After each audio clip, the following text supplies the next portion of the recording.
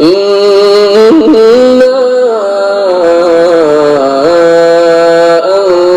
أنذرناكم عذابا قريبا يوم ينظر المرء ما قدمت يداه ويقول الكافر يا ليتني كنت ترابا.